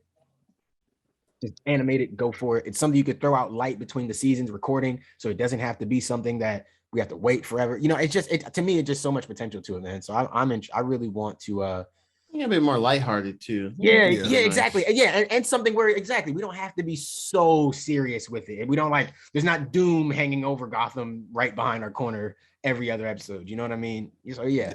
No one's blowing up or dying right today. You know what I mean? Like we're good. Yeah, like just some fun road trip shenanigans. You know what I mean? Sightseeing along the way, just funny shit. You know what I mean? That could be dope. I think that would be a cool breakup from this season, which was a mess, but still a little heavy. You know what I mean? Yeah. So yeah. Okay. Cool. Y'all want to rate the season? It's draw. What are you about, man? Huh? Why'd I give What it I to gave you? out. Oh yeah, do we have to go off the Trilogy Nerds Aquaman You scale? got Like that. That's always kinda that's always that's the scale. lowest bar. It's the lowest possible bar. I gotta watch that so I Was can it do Aquaman bad? It wasn't Aquaman bad. Y'all want me to jump out there first? Yeah, maybe. Yeah, go ahead. Four, oh, 5.5. 5.5. 5.5. What's that for? I was like, no, I'm being too harsh. Because I did like a lot of things in this episode. And so I can't forget that just because there was so much. I remember all the bad stuff that I really didn't like. You're always going to do that, right? So I don't want to harp on that as much and forget about all the things. Yeah, I think a pure straight down the middle 5. I'm okay with that. I think that's appropriate because it's like it's very. I can see Ian's face. Like this season does things better than last season, but at the same time, it retreads the same issues. A couple a bit worse given the material they're trying to adapt. I guess according to you, Derek. Yeah. So it's some weird. some of it a little worse. Some of it interesting flips. These seasons are relative. I mean, you could easily be like, haha, LOL, Titan's bad, too edgy for me. You can meme it or whatever. But it's like, if you sit down and think about it, these seasons are this show is so disjointed. Yeah. I agree. I think 5 is just I feel like 5. I don't know what we really call 5. I guess kind of average-ish. It's weird. It's really hard. There's potential there. It's you really enjoyed hard some of it, but it's really hard to talk about this show with others, like just bringing it up unless they mention it first. Yeah. Outside of y'all, we've been watching the show. Yeah. So I wouldn't talk about this with anybody. Nah, I'd be like, yo, nah. This is our dirty little secret. I would never. It kind of is. No, it's like I'd rather bring up Doom Patrol and how fucking off the wall weird that show is, right? Versus this show and people be like, oh, is that the like for people I just remember like when it first got announced? Oh, is that the show where Robin said "fuck Batman" in the promo? Like, yeah, which was funny. Batman. I forgot about that. I didn't forget. I mean, after when I saw that, I was like, "Woo, this show might not be good, yo." Oh man, more to it than that, I guess. But yeah, that is how this show started. Damn. that was the first. What their first impression. I mean, 5. Yeah, that is funny. Above average. Not there yet, man. Not there yet. It I feel like if the show kept going, go ahead, my bad. With how it, oh no, I think if the show if they continue to kind of pace, I feel like they have the first 4, maybe 5 episodes. I think it would have been a 6 at the least, like a slightly above average. But oh man, we still got work to do. One more season. I keep saying this. One more season, though. One more season. One more season to go, man. Ian, did you get your rating? What was your rating? No, I didn't. I was gonna say 3. I know. Okay, but that's also that's harsh. Fair. I mean, I can see why anyone would say that. I'll say 4. I'll give it a 4. The writing was egregious, man. It was egregious. It was still pretty bad. I know I say the only complaint I have is the writing. But the writing is a very big part of any story, obviously. So, like, sure, the casting, the acting, the special effects, all that stuff was good and all, but the writing was what makes the show. And the writers, plural, for whatever reason, dropped the ball collectively. They didn't know where they wanted to go. They didn't care to follow anybody's story or wherever they were trying to go. Oh, no. They kind of just did their own thing throughout this whole thing. And I do really feel like this last episode was the main writer from maybe the previous seasons that came here and said, what the fuck did you guys do? I guess I'm going to have to fix this. And he did the best he could with what he had. And to wrap this thing up, because this shit was really bad. Personally. Yeah, I can't even. So for this to be a flagship HBO Max show, man. Yeah, I think it'll get better, man. I think it'll get better. I think it will get better. I'm still holding out hope. I think I've said this before, but I think it will get better. Let's just watch season 4 and then we'll talk about when some shit's popping off. I think. I think. Yeah, let's hope, right? All right, man. Yeah. That's enough of that. We're over this Titans foolishness now for a while. You guys we're done talking about it. We will fill this time with other maybe more interesting shit that you guys actually want to hear about, but we're done talking about Titans now. It was a fun little ride. It was a wild ride, but it was fun, man. I still enjoyed it. All the ups and downs. I still had fun watching the show with y'all, man. So that was a blast, man. That was a blast. I loved it, man. I loved it. Appreciate y'all watching this with me. Anybody out there who watched it with us, I appreciate y'all too. If y'all was tagging along with us, man. It was what can you say, man? What can you say, Titans? What can you say, man? Okay. All right, man. It is time to get back into our regular segments. It's time for some technically speaking. I'm gonna try to speed through this because we apparently all have prior engagements. Yeah, I told him I wasn't gonna get there till 2, I think, before. So yeah, I messaged him a little while ago on the side. I was like, yeah, one ain't looking. He's like, I was low pressure. I was like, okay, cool. Thank you for saying that. But yeah, go ahead. Yeah. So we had the conferences last week, Monday, Tuesday, and Wednesday. We're not going to talk about what happened on Wednesday because it was some bullshit. Just a bunch of customization stuff. Really? Oh Yeah, man, I'm so glad I skipped. Yeah, they gave you some options to change the back of the Galaxy Z Flip 3, I think it was. Yeah, that was it. Oh wow. Wait, did Liverpool score again? Oh man, y'all going wild. Man, you tripping right now. Oh, we fucking these boys up, boy. Oh, this not no game, bro. Oh, this not no game. They thought they was on our level. They thought this was some even match shit, bro. They thought we were brothers. I want any Manchester. I hope I can make a clip real quick in the podcast for any Manchester United fans. I'm sorry that you thought this was something that we was gonna be going back and forth with, my guy. You do not have the facilities, big man. You don't got it, bro. Yeah, you're not Man City. What are you talking about? What do you think? Worry about winning in your town first. Oh my goodness. Stop this. Salah is laughing after scoring goals against you. Please stop. Please stop. Shout out to you. I you, beg. Okay. I'm sorry. Continue. Please. Let's talk about technology again. Apple on Monday. First thing they drop are the AirPod 3s that they introduced spatial audio to. Have you tried spatial audio, Derek? Have you experienced that? Yes. How do you feel about it? I hate it. I hate it. It sounds weird. It's weird. It's a weird sensation. It can make some stuff sound better, but it's like, you know what I've learned since doing the podcast and everything like that? A lot of people don't know shit about how to fix their audio. Like their audio to set it up for anybody else. They have no idea how to do anything with it at all.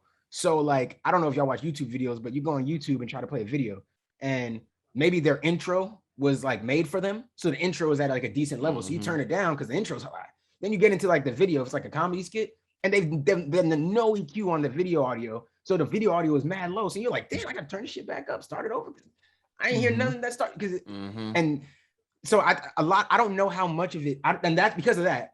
To say that is I don't know how much of it is on the spatial audio or is it on some of the way some of this stuff is actually being EQ'd and balanced out that it's not really taking full advantage of it because some stuff does sound good.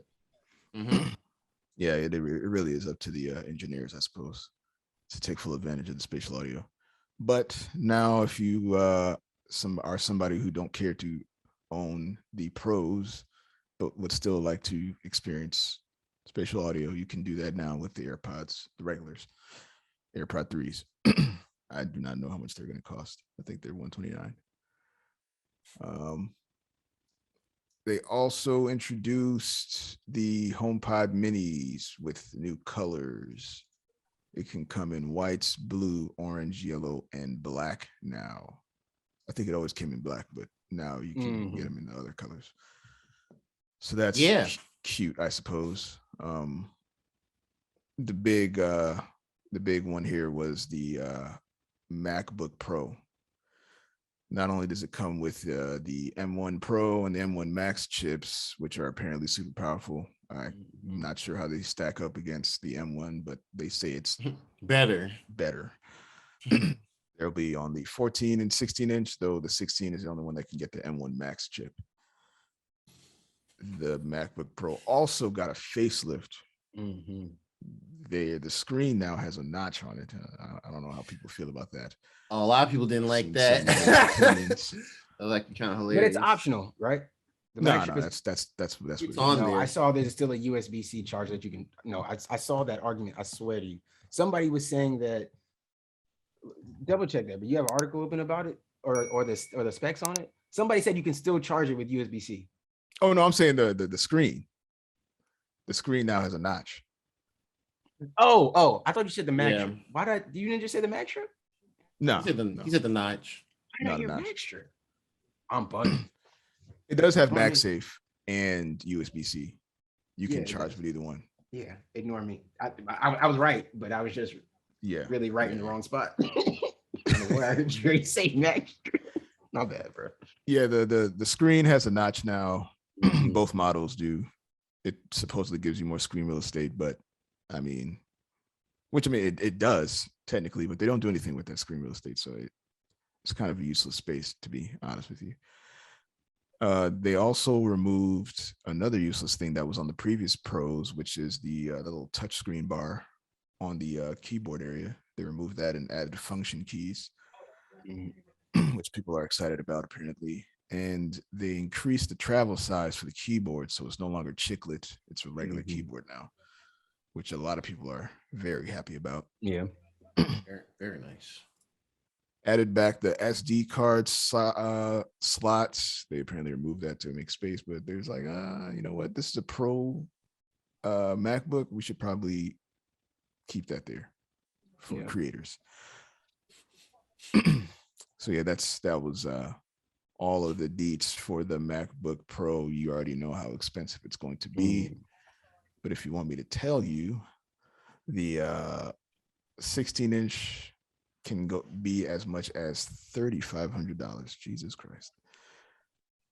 It's too much money. And the 14-inch can go up to $2,500, though I'm sure you can spec it up to be way more than that if you add all the bells and whistles. Lastly, we had Google on Tuesday. They finally introduced their Pixel 6 and Pixel 6 Pro. I think those are about to be I mean, really, and I kind of look at a lot of their Pixel phones pretty critically. And that's why I settled with their budget line, the 4A. I think it's gonna be their best flagship phone since Honestly, the 2. Yeah, I agree. Because like one was like, okay, that's neat, but they took some things off that the Nexus 6P the previous year had. Then 2 came out and was like, oh, yeah, that's the one, but better, perfect. 3, I forgot what 3 was missing. I think 3 just was one of those, not too big of an upgrade. 4 looked really solid, but took away the fingerprint and just had a face unlock, which I thought was a huge miss. 5 was similar to 3. And the massive notch had that Vegeta like with those peak notch. Oh no, man! Google went to the drawing board multiple times, and then 5 was kind of like 3 in my eyes, where it was like, well, actually, no. The problem with 5, which I think is one of the main things they fixed with 6, is it was just overpriced for that mid-tier, high tier processor. But this year's different, baby. It's different. They got their little tensor chip. Yeah, they had the tensor chip. Talked about that ad nauseum, like that. Went all into it and talked about security measures. They had this security updates, all that stuff. They talked about the camera and everything. They got multiple lens. Let's put it like that. Multiple lens. Now, one thing that's mainly different from the Pixel 6 and Pixel 6 Pro, the Pixel 6 Pro has the 48 megapixel telephoto lens. The only reason why it's fresh in my mind is because we're talking to Mom about it. She really wants these for pictures in general. Okay. So I was like, hey, you might need to go for that Pro. Mhm. But yeah, but the main thing that's really exciting about the phone, it was rumored like literally 48 hours before. The Pixel 6 starts at $599, which is a fantastic price. Holy crap. Yeah. And then the 6 Pro, I believe, starts at $899. $899. Yeah, so it's Yeah. a $300 difference. And the off top of my head that I can remember, the main differences between the two phones, besides the screen size and the storage offerings, I think Pixel 6 can go up to 256 as an option. 6 Pro goes up to 512 gigs as an option. Oh, The screen's, of course, a little bigger battery to go off the screen. The Yeah. 6 Pro has a higher megapixel front-facing camera, and it does have that extra telephoto lens camera on the back. Those are the main differences, but they still have most of the same RAM. Actually, no, let me take that back. The 6 has 8 gigs of RAM. I'm going off memory now. 6 Pro is 12 gigs of RAM. I'm not really Yeah. sure in real time, day to day, how much of a big difference that'll be for, honestly. I think it's just for multitasking. But yeah, overall, I think 6 looks like a really good, like almost impulse buy for a lot of Pixel phones. Yeah. A lot of people were like, "Oh my god!" But at the same time, when I went on Google's site, the 6 Pro, the white 6 Pro, was out of stock for a good portion of that same day. So I don't know if it was less stock or what. But by the time this episode goes up, I think all the tech reviewers from your favorite sites or YouTube channels should have their full review out because the embargo will be lifted. For some reason, they had them do like a first impressions and then a week embargo to the 25th. I think that's stupid, but I'm not Google, so whatever. But yeah, overall, it looks really good. I think this, honestly, to me, in a while, this is the best looking Pixel phone I've seen them make. Yes, I actually really like the two-tone look they're going for with that kind of bold black camera bar, I guess it was called. Yeah. In the renders earlier this year, I know we kind of briefly talked about parts of this year. It looked kind of off in those renders, like, you know, guest renders and stuff. I think in like real time when you use it, it looks better. And it's something that you can kind of spot from a distance. It has a better identity than all the other Pixel Definitely phones. does. Yeah, because most of the Pixel phones, especially the 4As and 5As and stuff, they have a really basic look. Like, you're not really gonna look from afar and be like, yeah, that's definitely a Pixel. I mean, a lot of phones have that camera tile. Yeah, that stove top camera tile looking thing. Yeah, that freaking iPhone doubled down on it. What's this thing about the 5G problems? 5G problems. Not for the 6 or just in general? Will Google's Pixel 6 and Pixel 6 Pro work with 5G? The answer is yeah, they have.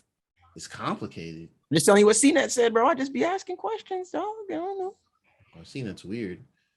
I remember. Well, I guess I'm not gonna read y'all the whole article. I want to bore you. Oh, like that, no. I can send y'all the articles. Y'all can see it, but just tell you what it said. I just wondered if that was something that y'all had like seen or. I haven't really looked at too much because I was like, well, I mean, no one has their full reviews out until next week. So I mean, I didn't really. I mean, outside of MKBHD's video, I think his was the only video I watched. Other than that, I didn't watch anything else because I was like, you know, they saw what we saw. They have the phone. They can just say, "Wow, guys, the feel," and you know, stuff like that. But there are 5G problems, and oh boy, we'll find out soon. But the other thing that I think that I'm glad that they kind of showcase it again from their earlier keynote this year, they showcased the camera improvements, including the accurate capture of the skin tones, primarily for us Black folk, but of course other people of color.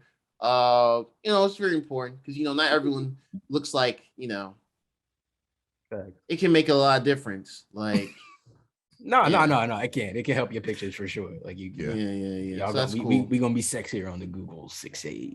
Of course. And the one thing they show on there, which I think has multiple applications if it works as well as they show it, is I think they call it the magic eraser.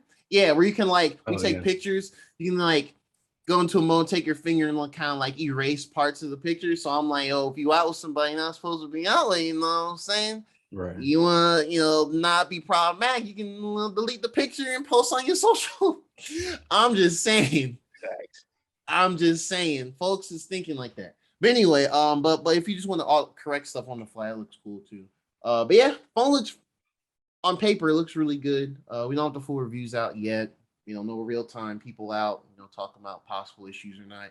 I mean, honestly, if my 4A still kicking, only had for like a year now. I'm not really adamant to upgrade, but I think if you got like a 4 or even a 5, I think it'd be a good to trade up to. I'm also curious how well that Tensor chip works. I mean, I'm not expecting it to be like the best chip ever, but I mean, if Google's designing it and they have full control with their the hardware and stock Android, should be good. Yeah. But overall, yeah, I think for us Pixel folks, I think it's a really good looking phone. A lot of promise. I'm curious how the eventual 6A will look next year. If it looks similar to the 6, but with a headphone jack, then you already know what phone I'm gonna get next year. But yeah, so but you're all sticking to that headphone jack, boy. You ain't trying to let that go. Well, I'm gonna plug these bad boys up. No, I mean it's a good option to have. But no, to be honest, that wasn't even my main draw for this phone. The main draw was a damn fingerprint sensor. They took that shit off on the 4. It made no sense. I was like, now it was like 2019. That was right before the pandemic happened. You know, I know y'all are talking about iPhone can't reach your face on a lot because of mask wearing and stuff. And you got a Pixel 4. Yeah. I mean, they did fix it, so I would assume they. They fixed it, yeah. But it's one of those things you can't predict. But when it happened, it was just like, oops. Yeah, true. That's real awkward to not have an easy option to unlock your phone. But I digress. They put the fingerprint under the display, which I think a lot of high-end phones do now. So that's cool. But I mean, yeah, headphone jack, great. If they were moving in the 6A for whatever reason, then I don't know what the hell they're doing. But yeah, so overall, good phone. I think it was a pretty straightforward presentation. Yeah. I like some of the color choices too. They have like a blue one, the seafoam one. I actually like that one. But yeah, that's it. Looks good, looks great. Camera looks fantastic. Curious of the reviews this week, and they also say they'll have 5 years of security support, which is pretty cool too. Oh, nice. Upgrade from I think it's standard 2 maybe 2 or 3. Okay, that's dope. Good. That's dope. That's really good. Apparently, the whole 5G issues with different carriers supporting different versions of 5G. Oh, was it the? T-Mobile. Have you? Do either of y'all have T-Mobile? I have Verizon. You got folks have T-Mobile. AT&T. So we all just different gangs out here. Oh, well, shit. Y'all said gang. No, but you know what it is. On T-Mobile, I've seen. So y'all haven't seen this then. T-Mobile has this thing when you're in like a special place for if you're in a special area for the what's it called? Like 5G, it pops up like a little thing on the side. It's like 5G. I think it says like UNC or something. It's like an Uber connection or something like that, bro. Like UBC. It says something like that. It says 5G. Like the 5G gets like slightly smaller, and then you see like real thin letters, and it flashes from time to time. Like I only see it normally like when you're driving. You like look at GPS and you see that it looks a little weird. Yeah, it's like an Uber connection to 5G, and it only pops up in like some random areas. There's no like consistency. So I guess I guess maybe that's what they're talking about. Like some support millimeter wave, some support the sub-6 version of 5G, which is less than millimeter wave. And I just don't have a 5G the phone Pro yet, so I don't know. Only supports millimeter wave. Pixel 6 supports millimeter wave. How do we know if we're in an area with what type of 5G? How do you know if you're in an area that's like what if I know like, okay, my 5G works best on my phone here, but these other types of 5G, my phone will try to connect to them, but it won't be as good of a connection. So can I like you might have to get like an app to LTE in those moments when it would be a better connection for me to go? Like I don't know. Like is that what that means? Like I'm confused by. I don't know. Yeah. You might have to download the app that like specifically details the tower you're connecting to and the type of. Yeah, that's too much work. They ain't gonna give us all that. They're not gonna make that easy. No one to get. No one. Oh yeah, wait. Well, no one makes that on the App Store. What? Oh, like to see like what towers are near you? Or like what type of connection you're on? What type of Maybe. I've never Yeah, looked. that's what- I mean, that's I've what never I'll thought say. about it till now. Now, I mean, now that you mentioned it, now it's the first time I've thought about it. So Yeah. Never I'm something saying like- that's literally the only way you could probably figure out. Yeah. That would be interesting to know. Cool. Was there anything else for technically speaking? No, that's it. Or you did the conversation? Oh, well, also the last thing we have for technically speaking was just that Oh, Dbrand said, "Fuck Sony." They spun the block, said we got another one anyway. Yo, the next day they said, "Hey, bro, just slap a vent. I don't care what they talking about. Go in the 3D printer software, cut out, make a vent on the side, make it rounder. Boom, new Dbrand. What they call them? Dark Place 2.0. Them boys went into SolidWorks I'm and put curious to see holes. how well that handles with thermally. I think I thought, that is. doesn't it help? Because I don't know. It may not help. There might be components that need to be covered. that need to be covered for the Mm. airflow to get directed towards them. If you open the sides out, whatever's on the top of the fan may not get any air or as much air as it needs. So I'm wondering if. Well, I mean, Derek, how your Dark Place doing? Well, I mean, his dark place don't have the vents on the. But they don't have the vent though. Well, that's well. I mean, Mine are I think fine though. Mine. I mean, they've been fine. The console is literally always cold, bro.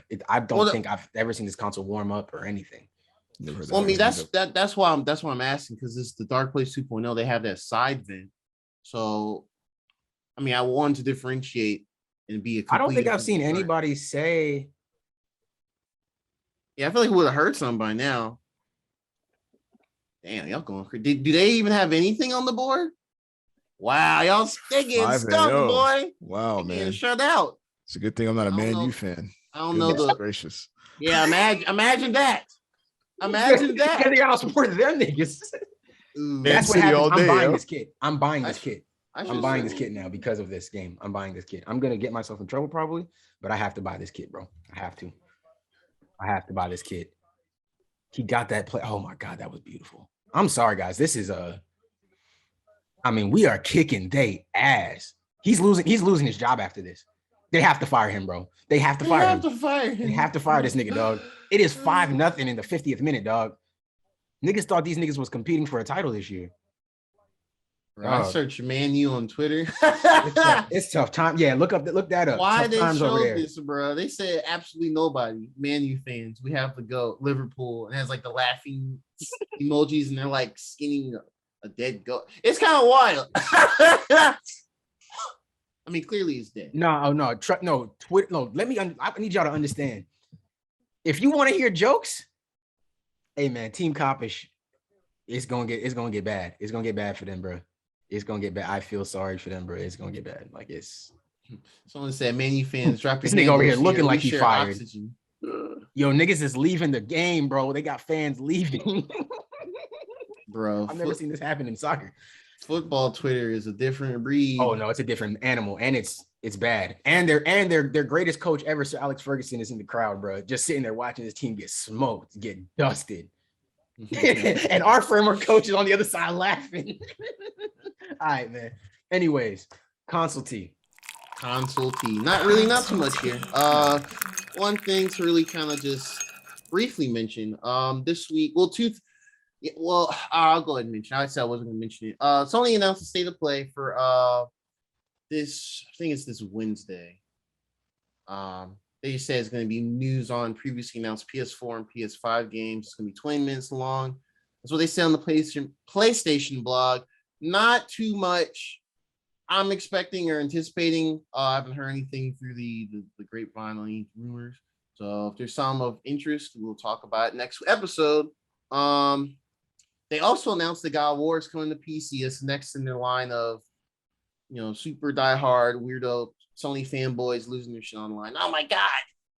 Having like identity issues. Should I have a PlayStation? But now it's coming out in January 14th. $50 like all the other games. Ultra wide, everything PC dudes like to do for their PC games. So that's really cool. I didn't expect God of War to be next. I thought it was gonna be an Uncharted game, but hey, that's real cool. And of course, I think one of the bigger things this week, I think it was on Friday. We finally, Rockstar woke up they decided to put out that Grand Theft Auto Trilogy Definitive Edition trailer. Showed the transition graphic changes of GTA 3, Vice City, and San Andreas. Actually, I think I liked it a bit more than I was expecting.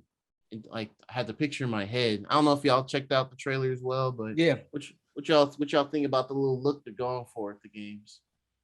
I like it only because it is a PS2 game. I like the idea that it is. I like the idea that it's a little cartoonish still. It still gives us that, because I think one of the biggest issues we had with this game growing up was the narrative around it being like a bad influence and all that type of stuff. And how we turned out. I mean, come on. And I think looking back at it, right, those games really weren't that bad. They were very cartoonish.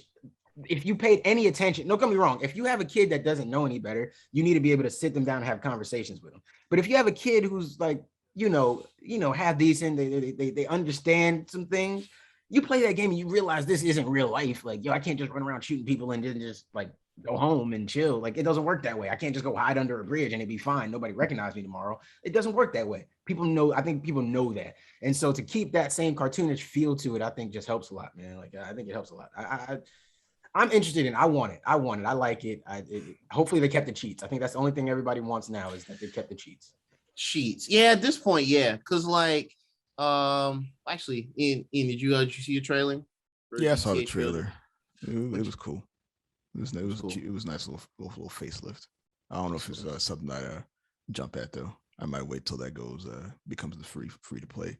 Yeah. What more could you ask for? Oh, you think you're gonna wait till GTA gets free to play? Yeah, or not free to play, but free to month game. Oh, yeah, I think they'll do it. I think they'll do it. Well, I don't know. I mean, I can see him doing it later down the line. Maybe yeah, when you're willing to pick this up like way late. Like, that's a while. I gotta rush it. I'm not gonna. Fair enough. I mean, I'm not gonna get it day one, but I am interested in getting it for sure. I'll probably get on Switch. Mostly because the most of those games I played in high school's friends PSP played the Liberty City stories and Vice City stories. So that was really pretty much the PS2 games but on a portable. That's all it was. But yeah, I never owned them obviously. But I think they look good. I like now the character models, especially for like Tommy in Vice City. It definitely looked a bit jarring at first because they really leaned heavy on that cartoonish art style for how the characters look. But I think it looks fine. I think it's a nice little artistic thing that I think will age well over time, in my opinion. I think people will like it once they start to play and get back in the feel and you start hearing the same dialogue and the familiar areas. I think it'll be fun. I think people will like it, man. Yeah. The one thing I'm it's not like a huge concern, but it's kind of something where I'm like, because when they put out that trailer, they put all on their socials, they talked about the features and stuff like that, like improved controls like GTA 5, which is huge. That's great. Those controls have not aged well from back in the day. Oof. Especially in vehicles. No. So that's cool. They also said it's kind of interesting too. If you have Xbox Game Pass on console, you're gonna get the San Andreas version. If you have PS Now, which is PlayStation, you will get GTA 3 for free as long as you pay for that service. But Vice City is nowhere to be found on the service. Vice City not free at all. Nah, it's just like play that one. But I mean, at the same time, I think Vice City is the one I'd be most interested in seeing because GTA 4 was Liberty City. And then GTA 5 was San Andreas again for the most part. I mean, Los Santos, but still San Andreas type of look. So we haven't really seen Vice City, that Miami Scarface looking type scenario in HD, I guess. That's cool. Yeah. They're coming out digitally first, November 11th, and then physically December 7th. It's like the first week or two of December. It's slipping my mind right now. I think it might be December 7th. Yeah. So yeah, I'm curious how these will go. I'm curious how the soundtracks will be. Yeah, they didn't say anything about that. We haven't heard anything about that yet. I know we talked about it. We talked about it last week though, or maybe a week before. Yeah, we talked about it. But I'm saying they didn't say even of like their things to be like PR and it's marketing. They didn't say retained soundtrack or anything like that. So we might get some song changes. But I mean, I feel like the Rockstar dudes or whoever their music team is, as I'm gonna call them, I feel like they got a good handle on music selection in their games. Yeah, I think so. Even if they'll they figure something out, even if it's a brand new roster, they'll figure something out. Yeah, like, exactly. It won't be bad, you know. Yeah, I don't think it'll be like, oh, it may not be terrible. the exact records you remember, but it won't be bad. And hell, even if I mean, it's not the most ideal thing, but shoot, you can hook up Spotify to Xbox, PlayStation, play that song from there. There you'll make your own GTA. You can just play it in the background. You don't even have to hook it up if you don't want to. If you don't know how to do it or you don't want to play it from your TV or whatever, put your headphones in and make your own playlist, man. Go ahead. Actually, one thing I remember they did say one thing about the music thing. They said that it's like a radial menu, like GTA 5's is, so you can like choose the menu like a circle, which is cool. Oh, just press the button, it just shows the radio and what's playing in like just in the middle of the screen. So that's cool. That's a good update. So I mean, I'm excited for him, honestly. I don't know if I'm gonna get him day one just cause focus on other stuff right now. But I'm excited that it's finally out there. So but I think that's really it for console C this week, though. I can't think of anything else unless y'all could chime on something else. Yeah. Oh, well, I don't know. Ian, did you still want to touch Destiny? Destiny. That's right. I'll have to ask every time. So the Destiny community is in an uproar because, and rightfully so, Bungie didn't communicate properly that the dungeons that they usually offer for free in the base version of the game or the standard edition of the game will now be a separate purchase, even apart from the seasons. So if you want them all, dungeons and the seasons, you have to pay $80. If you want to pay for the standard edition, that's only $40, and then you can pay separately for each season, which is $10 each, totaling to $40. Anyway, and if you want to get the dungeons, that's an extra purchase, which they didn't disclose yet. We don't know how much that's going to cost, but I'm hoping it's no more than, $10. Granted, this doesn't affect me because I don't even play the dungeons. I would love to participate in the dungeons. In fact, I was thinking about hitting you up there, seeing if you want to tackle one of the dungeons. They're basically mini raids. That you think we can handle like on our own or with just like one other person? Yeah. Oh yeah, bro. I'm down to on our own. I think. I don't know. Me saying this without having gone into one of the dungeons at all. But yeah. I've always wanted to be a part of them, but I've never done any of them, so it's kind of just been a thing that's been on the back burner. And I want to say that most of the community hasn't done the dungeons. I think only the go-hards have done the dungeons, and repeatedly do the dungeons. So yeah, I'm down. I'm down for that, bro. I like I said, bro, I have it downloaded. Like I have it here. I'm down to play. I just need direction on what to do. Like where am I supposed to go? I need to watch like a video to tell me like, yo, play this, then this will unlock this story, so you can run through this storyline and you can get here. And because I gotta be missing stories, bro, because I couldn't have played through all the stories. I have to be missing, and I just don't know what I need to do to activate it. So they're not really transparent as far as they're not as good at telling you how to play the game. Unless you are a brand new player to the game and they're starting you from the beginning, then they will walk you through everything. As a returning player who took some time off, it's like they're like, hey, here's a million quests you missed, and here's a bunch of different events, and do this and do that and do that. And you're like, yo, fam. There should be like a toggle, like, hey, helpful hint toggle to enable guiding you through the story and the progression path. Because it is kind of weird, especially if you haven't been on the game in a while. Yeah. And they change things all the time. So but yeah, that was the biggest issue with Destiny too. That was Destiny. Always something fun with these guys, man. Always something fun with these guys. Cool, man. Well, cool. Good pod. I don't even think that was that long. I'm not sure what the time is, Drew, but no, it can't be too bad. If we close out in 1 minute and 50 seconds, we'll meet 2 hours. All right, so let's talk about how good Liverpool is for a minute and a half. God damn it! No, guys. Like I said, man, appreciate y'all for listening. It's Liverpool game day. We kicking these niggas ass. It's actually embarrassing. We fucking them up. It's not even a game. It's like, I don't even know Cristiano Ronaldo is on the field. That's supposed to be the GOAT. I don't know what he doing on his side of the field, but Salah on our side of the field got 3 goals. It's just a little difficult for me to understand what's going on. That's what I'm saying, bro. It's tough out here for y'all niggas. It's tough out here for y'all niggas. And Gerard, you know, y'all about to see me in this Liverpool jersey out and about. And don't let me see a man check, bro. It's on. It's up. It's up. I troll in real life. I'm not going to troll you out and about. I won't troll you on the internet. But in real life, don't let me catch you with the wrong jersey on. That's it. And now one of our players is being carted off. Oh, fuck, man. Anyways, appreciate y'all for listening. Appreciate y'all for joining us.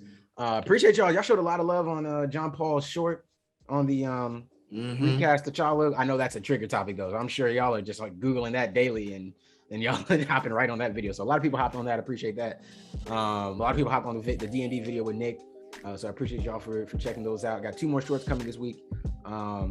One with returning guest Gerald Gilks. The Gilky guy Gilks. And then also another one with LaKendrick West. You guys remember LaKendrick from his thing. I've read the first 3 episodes now.